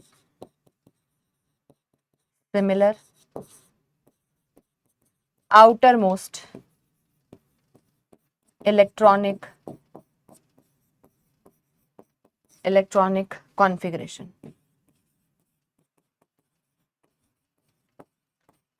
सिमिलर आउटरमोस्ट इलेक्ट्रॉनिक कॉन्फ़िगरेशन, क्योंकि किसी भी ग्रुप के अंदर अगर हम देखें तो आपके पास वैलेंस शेल इलेक्ट्रॉनिक कॉन्फ़िगरेशन जो है वो क्या होती है, सिमिलर होती है। तो रिपीटेशन ऑफ इलेक्ट्रॉनिक कॉन्फ़िगरेशन ही क्या है, रीजन है किसका, पीरियोडिसिटी का। ये वाला पॉइंट वेरी वेरी इंपॉर्टेंट है, क्लियर है। ये वाला बात अगर आपको समझ में आ गई तो अब हमारे पास पीरियोडिक प्रॉपर्टीज, जो प्रॉपर्टीज ग्रेजुअल इंक्रीज और डिक्रीज दिखाती हैं किस मॉडर्न पीरियोडिक टेबल के अंदर, उसके बारे में डिस्कशन करेंगे। जिसमें पहला हमारे पास आता है यार एटॉमिक साइज। एटम के साइज को हम एटम के रेडियस के टर्म्स में नाप सकते हैं, चेक कर सकते हैं, ठीक है। अब एटम का रेडियस क्या होता है, एटम के रेडियस को समझते हैं। देखिए मेरे पास ये क्या है, न्यूक्लियस है, ठीक है, ये क्या है, न्यूक्लियस, और ये मेरे पास क्या है, इसका शेल है। तो किसी भी एटम में रेडियस, एटम के रेडियस को कैसे नापेंगे हम, है ना, सेंटर ऑफ न्यूक्लियस से लेके और आउटरमोस्ट शेल तक का जो डिस्टेंस है आर, यही क्या है मेरा एटॉमिक रेडियस, एटम का रेडियस। और यही क्या बताता है मुझे, एटम का साइज बताता है। क्या, सेंटर ऑफ न्यूक्लियस से लेकर आउटरमोस्ट शेल तक का डिस्टेंस, ठीक है जी, क्लियर। तो यहाँ पर एटम का साइज किस तरीके से वेरी करता है, अगर मैं, है ना, पीरियोडिक टेबल के अंदर देखूं, पीरियोडिक टेबल के अंदर अगर मुझे क्लासिफाई करना है तो यहाँ पर मैं अलोंग द पीरियड और डाउन द ग्रुप आपको बताने वाली हूँ, ठीक है। दोनों अलग अलग तरीके से यहाँ पर हम समझेंगे। सो सबसे पहले हम यहाँ पर देखेंगे एटम का साइज। जब हम डाउन द ग्रुप जाते हैं तो क्या होता है, डाउन द ग्रुप जाते हैं तो क्या होता है। डाउन द ग्रुप का मतलब है, जैसे मैंने ग्रुप नंबर 1 का एग्जांपल यहाँ पर लिया, हलीना की रब से फरियाद, यही वाले एलिमेंट्स होते हैं, है ना। तो जैसे जैसे हम नीचे की ओर जा रहे हैं हमारे पास नंबर ऑफ शेल्स बेटा जी बढ़ते चले जाते हैं। Down the group number of shells increases. आप भी देख भी सकते हो यहाँ पर, है ना, कि हाइड्रोजन जो है मेरे पास, उसकी इलेक्ट्रॉनिक कॉन्फ़िगरेशन अगर आप यहाँ पर लिखोगे तो के में 1 इलेक्ट्रॉन आ रहा है, यहाँ पर के के अंदर 2 इलेक्ट्रॉन्स आए और एल के अंदर 1 इलेक्ट्रॉन आ गया। सोडियम में के अंदर 2 इलेक्ट्रॉन आए, एल के अंदर हमने फिर से हमने कितने इलेक्ट्रॉन्स भरे, यहाँ पर 8 इलेक्ट्रॉन भरे, ठीक है, और एम के अंदर हमारे पास 1 इलेक्ट्रॉन आ गया। तो यहाँ पर 1 शेल थी, 2 शेल थी, 3 शेल्स थी। तो डाउन द ग्रुप आपके पास नंबर ऑफ शेल्स क्या कर रही हैं, बढ़ रही हैं। तो यही वाले पॉइंटर को आप यहाँ पर मेंशन भी कर सकते हो, है ना। तो डाउन द ग्रुप क्या होता है आपके पास, down the group atomic size increases. Atom का साइज क्या कर रहा है, इंक्रीज कर रहा है। क्यों, क्योंकि नंबर ऑफ शेल्स बढ़ रही हैं, नंबर ऑफ शेल्स बढ़ती चली जा रही हैं। वही तो था भाई, एटम का साइज हम कैसे नापते हैं, सेंटर ऑफ न्यूक्लियस से वैलेंस शेल तक का डिस्टेंस, ठीक है। तो इसलिए हमने क्या बोला यहाँ पर, ध्यान देंगे भाई, क्या बोला यहाँ पे, हमने कहा एटॉमिक साइज यहाँ पर क्या कर रहा है हमारे पास, इंक्रीज कर रहा है, ठीक है। जल्दी से इसको एक बार नोटिस करेंगे, नोट डाउन करेंगे,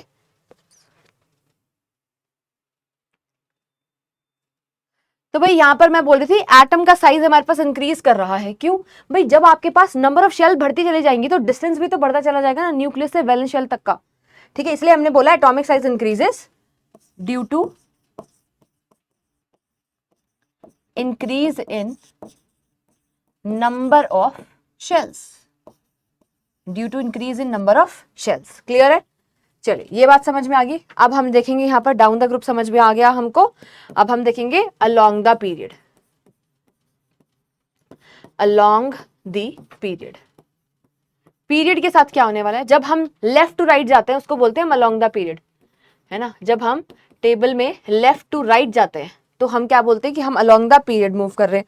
तो when we go along the period, जब हम कहाँ जा रहे हैं? अलोंग द पीरियड जा रहे हैं, तब हमारे एटम का साइज क्या कर जाता है? डिक्रीज। ठीक है, तो हमने यहाँ पे क्या लिखा? Atomic size decreases. एटम का साइज क्या कर रहा है? डिक्रीज कर रहा है। क्यों मैम, ऐसा क्यों हो रहा है? भाई मैंने क्या बोला आपको, किसी भी पीरियड के अंदर अगर आप जाते हो तो number of shell remain same. मैंने बोला ना, फर्स्ट पीरियड का कोई भी एलिमेंट है तो एक ही शेल होगा, सेकंड पीरियड का एलिमेंट है तो 2 ही शेल होंगे, थर्ड पीरियड का एलिमेंट है तो 3 शेल्स होंगे। यानी कि in a period number of shells remain same. तो भाई मैम, है ना, एटम का साइज भी सेम होना चाहिए? नहीं, ऐसा नहीं होता। क्यों? क्योंकि एटम का साइज और चीज़ों के ऊपर भी डिपेंड कर रहा होता है। यहाँ पर डिपेंड करता है न्यूक्लियर चार्ज के ऊपर। न्यूक्लियर चार्ज का क्या मतलब है? न्यूक्लियर चार्ज का मतलब है न्यूक्लियस के ऊपर कितना चार्ज है। न्यूक्लियस के ऊपर हमेशा पॉजिटिव चार्ज ही हुआ, तुमको ये वाली बात पता है, क्योंकि न्यूक्लियस के अंदर प्रोटॉन्स एंड न्यूट्रॉन्स होते हैं। न्यूट्रॉन्स पे तो कोई चार्ज होता नहीं है, प्रोटॉन्स की वजह से ही चार्ज आता है। ठीक है, प्रोटॉन्स यानी कि पॉजिटिव चार्ज। ठीक है, तो न्यूक्लियस की पावर को, न्यूक्लियस के ऊपर जितना चार्ज है उसी को ही हम न्यूक्लियर चार्ज कहते हैं। ठीक है, तो जैसे जैसे हम अलोंग द पीरियड मूव कर रहे हैं, आपके पास नंबर ऑफ प्रोटॉन्स तो बढ़ रहे हैं। नंबर ऑफ प्रोटॉन्स अगर बढ़ रहे हैं यानी कि पॉजिटिव चार्ज उतना ज्यादा न्यूक्लियस के ऊपर बढ़ता चला जा रहा है। Positive charge that is nuclear charge अगर आपके एटम के अंदर बढ़ता चला जा रहा है तो वो उतना ही बढ़िया तरीके से इलेक्ट्रॉन्स को, वैलेंस इलेक्ट्रॉन्स को अपने पास खींचेगा। आपको पता है पॉजिटिव और नेगेटिव चार्ज के बीच में क्या होता है? फोर्स ऑफ अट्रैक्शन होता है। ठीक है, खींचेगा, उसको अट्रैक्ट करेगा। तो यह मान लीजिए ये न्यूक्लियस है और ये मेरे पास वैलेंस शेल के इलेक्ट्रॉन्स है, इसके अंदर ये ज्यादा पावरफुल है, इसने इलेक्ट्रॉन्स को अपने पास खींचा, अट्रैक्शन करी तो ये पास आ रहा है तो एटम का साइज क्या हो जाना चाहिए? डिक्रीज होना चाहिए, है ना। इसी वजह से हमारे एटम का साइज क्या हो जाता है? Decrease. Atomic size decreases due to increase in nuclear charge, क्योंकि न्यूक्लियर चार्ज हमारे पास क्या कर रहा है? इंक्रीज कर रहा है। इसीलिए आपके पास यहाँ पर एटम का साइज क्या हो जाता है? छोटा। कॉन्ट्रैक्शन यहाँ पर हमें देखने को मिलता है। क्या सभी को क्लियर? Yes ma'am. फिर हमारे पास आता है यार मेटालिक कैरेक्टर। मेटालिक कैरेक्टर कैसे कैसे चेंज होता है? मैंने अभी अभी बताया आपको, पीरियोडिक टेबल के अंदर जब हम, है ना, लेफ्ट टू राइट जाते हैं तो आपके पास मेटालिक कैरेक्टर, मेटालिक बिहेवियर जो है वो डिक्रीज होता है और नॉन मेटल्स आने लगती हैं, क्योंकि राइट साइड पे हमें sulphur, oxygen, fluorine, chlorine, bromine ये सब दिखता है, और वहीं पे लेफ्ट साइड पर देखें तो सोडियम, पोटेशियम, कैल्शियम, मैग्नीशियम ये सब दिखते हैं जो कि अच्छे मेटल्स हैं। ठीक है, तो भाई यहाँ पर मेटालिक कैरेक्टर होता क्या है? मेटल्स, अच्छी मेटल्स क्या होती है? मेटल अच्छी वो होती है जो कि आसानी से क्या कर दे बेटा जी? क्या कर दे? इजी लॉस ऑफ इलेक्ट्रॉन जो कर दे, वो होती है अच्छी मेटल। ठीक है, वो क्या होती है? अच्छी मेटल होती है। ठीक है, तो हमने बोला कि जब हम बेटा जी यहाँ पर कहाँ जा रहे हैं? डाउन द ग्रुप जाते हैं। मैंने क्या बोला? जब हम डाउन द ग्रुप जाते हैं, मैंने बोला यार आपके एटम का जो साइज है ना, आपका जो एटम है, एटॉमिक साइज, वो क्या कर रहा है? इंक्रीज कर रहा है। Atomic size down the group क्या कर रहा है? इंक्रीज कर रहा है। अब एटम का साइज अगर बढ़ रहा है तो डिस्टेंस न्यूक्लियस से वैलेंस शेल तक का डिस्टेंस क्या है? बढ़ गया। अगर इसका डिस्टेंस बढ़ गया तो इसकी जो पावर थी अब बाहर लास्ट वाले इलेक्ट्रॉन के ऊपर तो नहीं लग पाएगी, क्योंकि डिस्टेंस ज्यादा है। मान लो 100 बच्चों की क्लास में मैं पढ़ा रही हूँ, लास्ट बेंच पे बच्चा जो है ना, उसकी हिम्मत होगी कि वो लंच खोल के खा सकता है, पर फर्स्ट बेंच पे जो बैठा है क्या वो लंच खोल के खा पाएगा? नहीं खा पाएगा। पर लास्ट वाले की तो हिम्मत हो सकती है ना कि वो लंच खोले और खा ले फटाफट से, और मैम को पता भी नहीं चले, क्योंकि 100 बच्चों की क्लास है भाई, बहुत दूर बैठा है मेरे से, और ना ही मैं यहाँ पे खड़े खड़े उसे चांडा लगा सकती हूँ। ठीक है, समझ रहे हो ना। तो यही वाली बात है कि जब आपके एटम का साइज इंक्रीज कर चुका है, जब आपके एटम का साइज बढ़ चुका है, इंक्रीज हो चुका है, उस केस में वैलेंस शेल के ऊपर इतना ज्यादा न्यूक्लियस अपनी पावर नहीं लगा पाएगा, यानी कि valence electrons are loosely bounded. Valence electrons loose हैं। अगर लूजली बाउंडेड है तो आसानी से बाहर निकल जाएंगे। ठीक है, और क्योंकि, है ना, एटम का साइज बढ़ चुका है, हम कह सकते हैं एटम का साइज बढ़ने की वजह से nuclear charge nuclear charge on valence electron, क्या हो गया है, डिक्रीज। और अगर ये डिक्रीज हो गया है तो इलेक्ट्रॉन लूजली बाउंडेड है, यानी कि इजी लॉस ऑफ इलेक्ट्रॉन हो जाएगा। और अगर इलेक्ट्रॉन्स का आसानी से लॉस हो गया तो वो अच्छा मेटल है भाई। यानी कि जैसे जैसे हम किसी भी ग्रुप में नीचे की ओर जाएंगे, when we go down the group, आपके पास मेटालिक कैरेक्टर बढ़ जाएगा। ठीक है, इससे इस पूरी कहानी से समझ में आया, metallic character increases, metallic character increases down the group.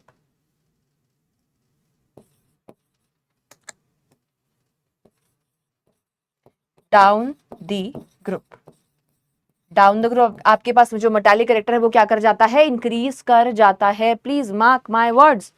ठीक है, क्लियर? यस, ये तो हमारे पास हो गया भाई, किसका देखा हमने, डाउन द ग्रुप। वैसे ही अगर मैं अलोंग द पीरियड की बात करूं,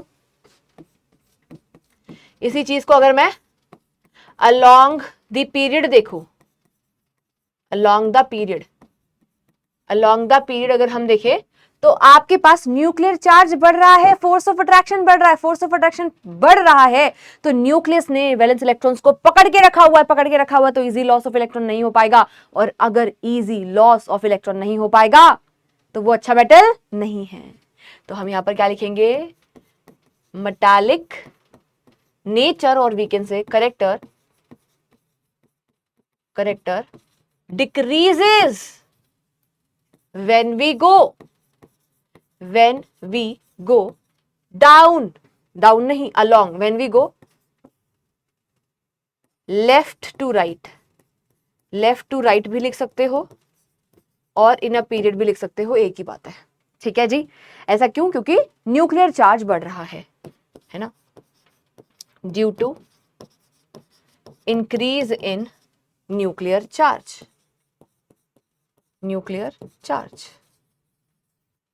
ठीक है, अब इसी के जस्ट अपोजिट आपके पास नॉन मेटालिक कैरेक्टर हो जाएगा।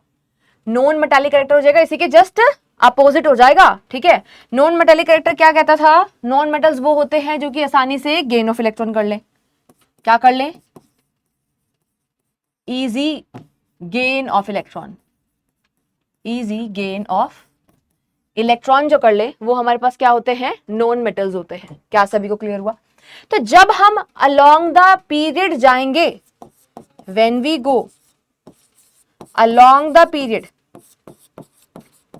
आपको पता है न्यूक्लियर चार्ज तो बढ़ रहा है। न्यूक्लियर चार्ज शॉर्ट में लिख रही हूं, न्यूक्लियर चार्ज क्या कर रहा है, इंक्रीज हो रहा है। न्यूक्लियर चार्ज बढ़ रहा है यानी कि पावर टू अट्रैक्ट बढ़ रही है। तो अगर वो खींच रहा है बढ़िया से तो आसानी से गेन हो जाएगा, यानी कि non metallic character along the period क्या करेगा, बढ़ेगा। ठीक है, सो नॉन मेटालिक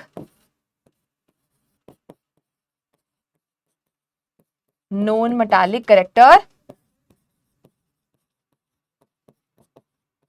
इंक्रीजेस जब हम किसी पीरियड के अंदर मूव करते हैं, और वहीं पे डाउन द ग्रुप आपके पास क्या होगा, उल्टा हो जाएगा। ठीक है, डाउन द ग्रुप तो मैम मेटालिक कैरेक्टर बढ़ता था, तो नॉन मेटालिक कैरेक्टर अपने आप ही क्या हो जाएगा, डिक्रीज। ठीक है, नॉन मेटालिक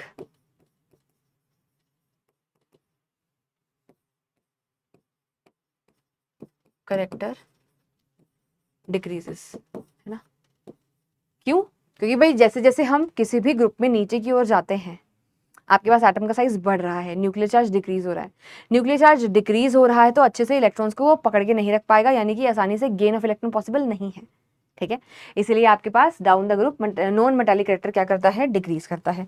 बस ये दो ही पीरियोडिक प्रॉपर्टीज आपके सिलेबस का पार्ट है। फिर एक क्वेश्चन देख लेते हैं कुछ। यहाँ पर देखिए, एलिमेंट ऑफ ग्रुप नंबर 1, उसको क्या बोलते हैं हम, अल्कली मेटल्स बोलते हैं। क्या बोलते हैं, अल्कली मेटल्स, ग्रुप नंबर 1 को। नेक्स्ट है, how many valence electrons are present in inert gases.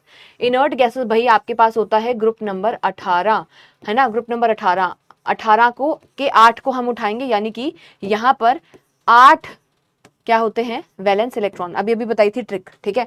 तो ऑप्शन नंबर बी आपके पास यहाँ पर क्या हो जाएगा, सही जवाब, B is your right answer, ठीक है। आगे चलते हैं। The element of group number 2 are called, group number 2 को हम अल्कलाइन अर्थ मेटल्स कहते हैं, जिसमें हमारे पास मैग्नीशियम, कैल्शियम वगैरह वगैरह एलिमेंट्स आते हैं। तो ऑप्शन नंबर बी यहाँ पर राइट आंसर हो गया। नेक्स्ट है, name the radio active element present in the group number 1। Group number 1 में कौन सा रेडियो एक्टिव एलिमेंट प्रेजेंट होता है, कौन कौन से एलिमेंट्स होते हैं, हलीना की रब से फरियाद। तो ये जो लास्ट वाला एलिमेंट होता है फ्रेंसियम, ये हमारे पास रेडियो एक्टिव एलिमेंट होता है। Francium is the right answer. Option number B पे टिक करेंगे और आगे बढ़ जाएंगे। क्लियर है। How many valence electrons are present in group number 2। भाई वैलेंस इलेक्ट्रॉन्स जब भी आपको निकालना है तो ग्रुप चेक करना है, जो ग्रुप का नंबर होगा उसी हिसाब से you can write valence electrons. तो ग्रुप नंबर 2 में वैलेंस इलेक्ट्रॉन्स 2 होंगे।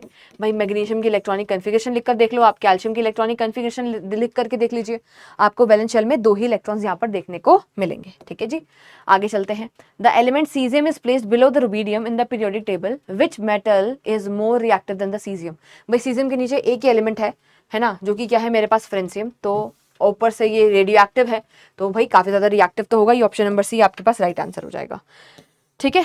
चलिए अब यहाँ पर मुझे आपको कुछ फीचर्स बताने हैं, जैसे हमारे पास जो ग्रुप नंबर 1 है उसके क्या क्या फीचर्स हमारे पास हैं, है ना, वो फीचर्स के बारे में हम यहाँ पर जान लेते हैं। कुछ थोड़ा सा थ्योरेटिकल पार्ट आ रहा है, देखिए ग्रुप नंबर 1 के बारे में जानेंगे, जिनको अल्कली मेटल्स बोलते हैं। These elements all have 1 valence electron, मैं बता चुकी हूँ इन सभी के पास वैलेंस इलेक्ट्रॉन 1 होगा, which can be easily lost, और जो कि आसानी से लूज हो सकता है, and form a ion with the single positive ion. जितने जितने जितने इलेक्ट्रॉन्स का लॉस होता है उतना ही पॉजिटिव चार्ज आ जाएगा, जैसे कि लिथियम है ना, 2 and 1 इलेक्ट्रॉनिक कन्फिग्रेशन होती है, एक इलेक्ट्रॉन को लूज करा और कैटायन बना लिया Li पॉजिटिव, ठीक है।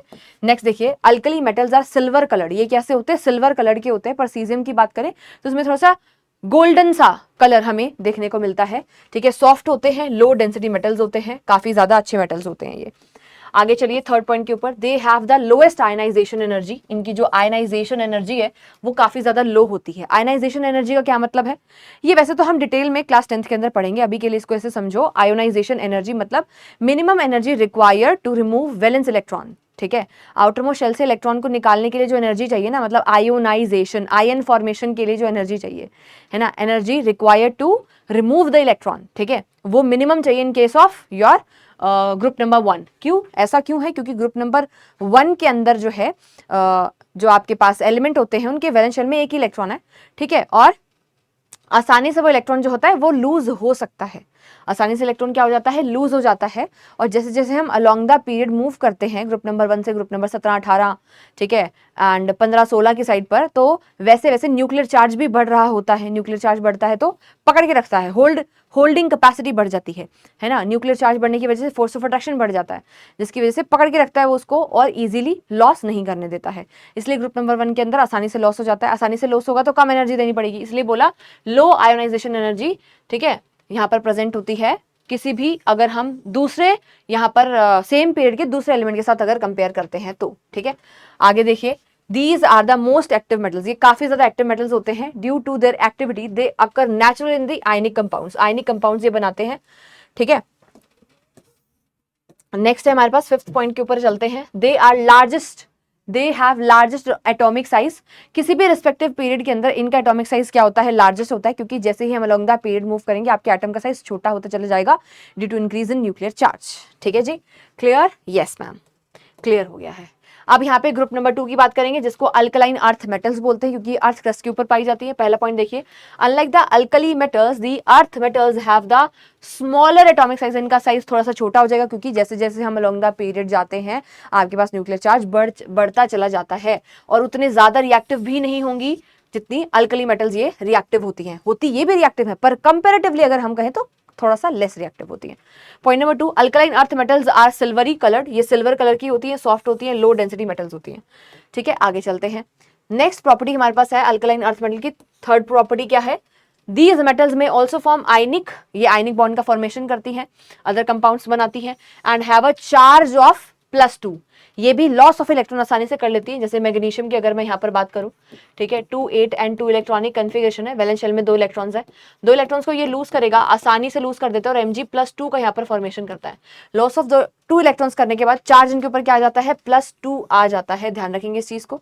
नेक्स्ट है अच्छा, यहाँ पर ये चीज आपको ध्यान रखनी है। देखिए ये वाला क्वेश्चन की फॉर्म में आपसे पूछा जा सकता है क्या चीज, जो बेरिलियम है मेरे पास, बेरिलियम जो है ग्रुप नंबर 2 का पहला एलिमेंट है, ये लीस्ट मेटालिक होता है क्योंकि मेटालिक करेक्टर तो नीचे की ओर बढ़ रहा होता है, मेटालिक लीस्ट मेटालिक एलिमेंट है पूरे ग्रुप के अंदर, ठीक है। एंड इसीलिए बहुत सारे कोवेलेंट मॉलिक्यूल्स भी बनाता हुआ आपको दिखाई दे जाता है, ठीक है। नेक्स्ट है fourth pointer, these are less reactive than the alkali metals, ये हम पढ़ चुके हैं, है ना। नेक्स्ट हमारे पास है, अगर हम इसकी आयोनाइजेशन एनर्जी देखें तो ionization energy down the group decrease करती है। ऐसा क्यों बोला? आयोनाइजेशन एनर्जी जब हम नीचे की ओर मूव कर रहे होते हैं तो डाउन द ग्रुप हमारे पास क्या करती है? डिक्रीज करती है। क्यों? क्योंकि डाउन द ग्रुप जब हम जाते हैं तो इलेक्ट्रॉन्स लूजली बाउंड हो जाते हैं due to increase in number of shells बढ़ गए, साइज बढ़ गया, डिस्टेंस बढ़ गया, न्यूक्लियर चार्ज कम हो गया, ठीक है। ये जो बातें मैं बोल रही हूँ उसको ध्यान से सुनना, ठीक है, तभी समझ में आएंगी, ठीक है। तो इसी वजह से आयनाइजेशन एनर्जी आपके पास यहाँ पर क्या कर जाती है? डिक्रीज कर जाती है। आगे चलते हैं ग्रुप नंबर 17 की ओर, हेलोजन के ऊपर। They have a charge of -1, इनका जो चार्ज है वो -1 के बराबर होता है। कैसे? जैसे क्लोरीन हमारे पास हेलोजन है, 2, 8 और 7 वैलेंस शेल में इलेक्ट्रॉन्स है, वैलेंस शेल में 7 इलेक्ट्रॉन्स है, ठीक है। 7 से 8 करने के लिए एक इलेक्ट्रॉन को गेन करेगा और Cl नेगेटिव का यहाँ पर फॉर्मेशन कर लेगा, इसलिए बोला कि चार्ज इसके ऊपर क्या है? -1 है। Physical properties of halogen very significantly as they can exist as solid, liquid and gas. इनके अंदर तीनों तरीके के आपको जो है फिजिकल प्रॉपर्टीज देखने को मिल जाती हैं हेलोजन्स के अंदर, है ना। कुछ हेलोजन ऐसे हैं जो सॉलिड फॉर्म में होते हैं, कुछ लिक्विड, कुछ गैसेस फॉर्म में होते हैं at room temperature. Fluorine and chlorine, जो फ्लोरीन और क्लोरीन है वो गैसेस होते हैं, जबकि जो ब्रोमीन है वो लिक्विड होती है, और आयोडीन क्या होता है? सॉलिड की फॉर्म में आपको देखने को मिलता है, ठीक है। हेलोजन का अगर मैं यहाँ पर संधि विच्छेद करती हूँ हेलो प्लस में जन, तो इसका मतलब भी आपको पता होना चाहिए। हेलो का मतलब होता है सॉल्ट, हेलो का मतलब क्या होता है? क्या बताया मैंने? सॉल्ट, ठीक है। और जन का मतलब होता है फॉर्मिंग, सॉल्ट का मतलब, सॉल्ट मतलब हेलो, ठीक है। तो in general halogens are very reactive, ये बहुत ज्यादा रिएक्टिव होती है। वैलेंस शेल में इनको, है ना, 7 इलेक्ट्रॉन है, 7 से 8 करने के लिए 1 इलेक्ट्रॉन की ही रिक्वायरमेंट है, वेरी रिएक्टिव है। Specially with the alkali metals and alkaline earth metal, ये जो है बहुत बढ़िया तरीके से रिएक्शन दिखाती हैं group number 1 and group number 2 के साथ, ठीक है। देखने को आपको यहाँ पर मैग्नीशियम क्लोराइड भी देखने को मिल सकता है, आपको जो है सोडियम फ्लोराइड भी देखने को मिल सकता है, आपको सोडियम क्लोराइड भी देखने को मिल सकता है। तो यहाँ पर अगर हम देखें group number 1 and group number 2 के एलिमेंट्स ने हेलोजन्स के साथ क्या कर रखा है? कॉम्बिनेशन करके आयनिक कंपाउंड्स का फॉर्मेशन कर रखा है, ठीक है। यस मैम, समझ में तो आ गया। कुछ और प्रॉपर्टीज के ऊपर जानते हैं। देखिए फोर्थ पॉइंटर के ऊपर, fluorine is the most reactive and the reactivity decreases as we go down the group. Fluorine जो होता है वो सबसे ज्यादा रिएक्टिव है ना, और जैसे जैसे हम नीचे की ओर जाते हैं तो आपके पास रिएक्टिविटी जो होती है वो क्या कर रही होती है? डिक्रीज कर रही होती है। फिफ्थ पॉइंट के ऊपर आएंगे, ionization energy of halogen is very high, बहुत हाई आयोनाइजेशन एनर्जी है। क्यों? क्योंकि 17th पीरियड है ये, है ना। जब हम हमारे 17th पीरियड नहीं भाई, 17th ग्रुप है, ठीक है। तो जब हम ग्रुप नंबर 1 से और ग्रुप नंबर 17 की ओर जा रहे हैं तो न्यूक्लियर चार्ज बढ़ रहा है। 17 तक आते आते तो न्यूक्लियर चार्ज बहुत ज्यादा इंक्रीज हो चुका है, यानी कि पावरफुल तरीके से पकड़ रखा है न्यूक्लियस ने, वैलेंस इलेक्ट्रॉन्स को पकड़ रखा है। तो भाई वहां पर तो लॉस हो ही नहीं सकता, लॉस नहीं हो सकता इलेक्ट्रॉन्स का, है ना। और इस केस में फिर हमें उतनी ज्यादा एनर्जी देनी पड़ेगी इलेक्ट्रॉन्स को बाहर निकालने के लिए, इसलिए बोला कि आयोनाइजेशन एनर्जी हेलोजन की क्या हो जाती है? वेरी हाई हो जाती है, ठीक है, क्योंकि न्यूक्लियर चार्ज ज्यादा है, ठीक है। Halogen have most negative electron gain enthalpy, और इनकी जो इलेक्ट्रॉन गेन एंथैल्पी होती है क्या होती है? Most negative. अभी के लिए आप you can skip your this point, क्योंकि इलेक्ट्रॉन गेन एंथैल्पी भी आपके सिलेबस का पार्ट नहीं है, ये भी आप नेक्स्ट ईयर 10th के अंदर पढ़ते हैं, बट फिर भी मैं बता देती हूँ। इलेक्ट्रॉन गेन एंथैल्पी से हमें यहाँ पर समझ में आ रहा है ये क्या होती है? एनर्जी रिलीज्ड, ठीक है। एनर्जी रिलीज्ड, मैंने क्या बोला? वो क्या थी? एनर्जी रिक्वायर्ड थी, और ये क्या है बेटा जी? एनर्जी रिलीज्ड है जब कोई neutral atom, neutral gases atom electron को गेन करता है। गेन करने की यहाँ पर बातें हो रही हैं, ठीक है। यहाँ पर क्या बातें हो रही हैं? गेन करने की बातें हो रही हैं, ठीक है। तो ध्यान रखना है इन कुछ पॉइंटर्स को। नेक्स्ट हमारे पास है यहाँ पर नोबल गैसेस के अंदर फर्स्ट प्रॉपर्टी हमारे पास है, all the noble gases are non metal. सारी की सारी जो गैसेस हमारे पास होती हैं वो कैसी होती हैं? नॉन मेटल्स होती हैं, and are characterized by the completely filled shell. इनके वैलेंस शेल में 8 इलेक्ट्रॉन्स प्रेजेंट होते हैं, ग्रुप नंबर 18 है, तो लास्ट वाला डिजिट उठाएंगे, यानी कि 8 electrons in valence shell. Octet complete है, ऑक्टेट पूरा है तो किसी के साथ कंबाइन नहीं करेंगी, इसी वजह से इसको हम 0 वैलेंसी ग्रुप भी बोलते हैं, 0 वैलेंसी ग्रुप भी कहा जाता है। क्लियर है? नेक्स्ट है, the noble gases do not loses और गेन्स इलेक्ट्रॉन, क्योंकि noble gases have 0 electron affinity, यानी कि इनको इलेक्ट्रॉन से कतई कोई किसी किस्म का प्यार नहीं है, ये इलेक्ट्रॉन्स को गेन नहीं करना चाहती, ठीक है। तो इसलिए इसी वजह से इनकी जो इलेक्ट्रॉन एफिनिटी है वो क्या होती है, 0 होती है, ठीक है। इसी के साथ भाई आपका होमवर्क क्या है, आपको मॉडर्न पीरियोडिक टेबल अच्छे से याद होनी चाहिए, साथ ही साथ इस पर्टिकुलर चैप्टर से जो भी मैंने आपको पढ़ाया है इससे आप शॉर्ट नोट्स बनाएंगे।